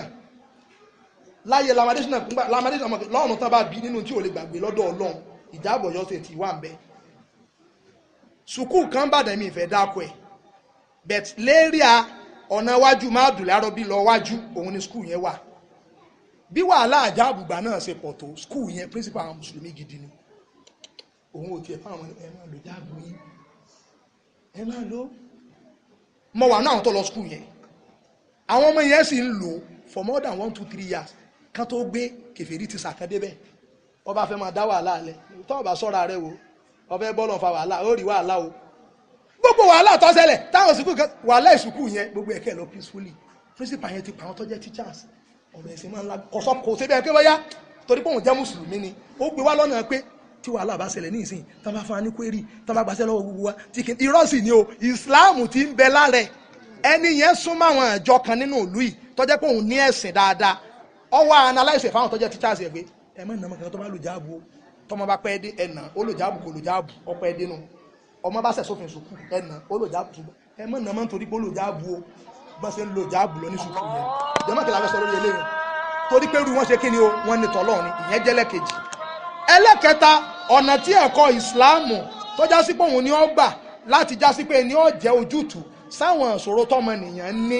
gbogbo orú àwọn ọmọ tí wọ́n bá gbarú ẹ̀kọ́ yìí kọjá gbogbo orú àwọn ọmọ tí wọ́n bá ní ẹ̀kọ́ yìí family setup wọn wọ́n níyàwó wọ́n bímọ àwọn náà máa pọ̀ sí i tó bá padà yá irú wọn ní ọ̀pọ̀ láwùjọ èèyàn búlọ́pọ̀ Nàìjíríà ẹ má jà tanra wọn jẹ àwọn èèyàn bíi Evans tó yẹ pé kidnapper tí ọmọ gba 200 million 380 million àwọn owó ńláńlá téèyàn ò gbọ́ rí lọ́wọ́ kó kidnap èèyàn tó bá ti di páwọn èèyàn bíi Evans tán bá ń kú olórílẹ̀ tó jẹ́ páwọn èèyàn bíi àwọn ọmọ táwa train òun lọ́wọ́ à ń bẹ̀ àwọn èèyàn bíi Clifford Orji tí wọ́n bá ń kú òun bẹ̀ àwọn èèyàn bíi Jamal Soka tí wọ́n bá ń kú òun bẹ̀ àwọn ọmọ wa ní ó take control á wà á rí pé gbogbo àwọn facet of life nínú òlu wa àti rí tọ́lọ́wọ́n bá ń bẹ̀ ẹ wà àwọn ọlọ́pàá lápẹ̀rẹ̀ ń sìn nínú abala tó jẹ́ kó nídìí complete in fact ọ̀rọ̀ àwọn ọlọ́pàá burú lu ìpúpọ̀ kí ló fà ní wípé nígbà kan there was a time ìjọba Nàìjíríà mo lọ fún interview yẹn ní Kaduna wọ́n fẹ́ gba àwọn tó jẹ́ imams àtàwọn pastors fáwọn ọlọ́pàá wọ́n gbà wọ́n gbà yẹn wọ́n gbà wọ́n bá ṣùgbọ́n nígbà tẹ́ ẹ bá fi èèyàn rẹ kan sáàrin èèyàn 1000 tẹ́sí mọ̀ páwọn jẹ̀mú òní ìbọn tán lè fìbọn fọ́ ọ lórí òní sọ́ra ìjọba gan mọ̀ páwọn ọlọ́pàá corrupt kéèsì kan bẹ láìpẹ́ tó yẹ pé kan náà ọmọ ìyá wa ń dù ẹni tí èso lè wọ́n torí pé wọ́n fẹ́ẹ́ fi gbowó lọ́wọ́ àwọn èèyàn kan wọ́n sì lù bẹ́ẹ̀ sọ pé ìwọ ló ṣe nǹkan báyìí tó o bá sọ bí àwọn àfa ẹni ẹ̀sìn tí alóhùn òṣè wọ́n tún lù ṣe léṣe tó bá jẹ́ pẹ́rú àwọn ọmọ táwa kọ́ àwọn náà di ọlọ́pàá tí èsì àwọn lọ́ọ̀yà bí àwọn lọ́ọ̀yà àwọn ẹwọ orúra lọ́ọ̀yà Ayọ̀ Sàlámì ẹ̀mí tó ṣẹ̀ṣẹ̀ Ayọ̀ Sàlámì Kwara State tọ́jẹ́ wọn yọ kú òǹbẹ́ ó yẹ kó yé yín ìjà bẹ́ẹ̀ nírú àwọn ọmọ báwọn tá nírú àwọn bíi Sanusi Lamido ní Central Bank of Nigeria tọ́jẹ́ kó lè defend kí ni o ọ̀rọ̀ Jaiz Bank àtàwọn nǹkan míì tó rí fàásì ẹ̀ pé owó ọ̀rọ̀ tán máa ń já lórí ATM wa tọ́jẹ́ pé níta báńkì pé kọ́mọ̀ wùlẹ̀ já mọ́ wọn ọ̀já kí ló kù òǹbẹ́ wọn tọ́jà padà 65 naira tẹ́ bá ti withdraw lẹ́yìn ẹ̀mẹ́ta wọn máa já tí wọn ò bá já kò sí nǹkan kan tó ṣe wọn torí páwọn tó wà ń bẹ̀ àwọn tí ọ̀lẹ́kọ̀ọ́ ẹ̀sìn ni tọ́wẹ́ páwọn ọmọ ọlọ́ba wà ní gbogbo fẹ́sẹ̀ tiẹ̀ àwọn náà wà ní sọ́jà àwọn náà wà níjọba àwọn náà wà níbi ètò ẹ̀kọ́ àwọn náà wà níbi ètò ìṣúná ìjọ́nà nílùú ọ̀dà subhanaka Allahumma bihamdik ashhadu an la ilaha illa anta astaghfiruka wa atubu ilayk. Assalamu alaikum wa rahmatullahi wa barakatuh.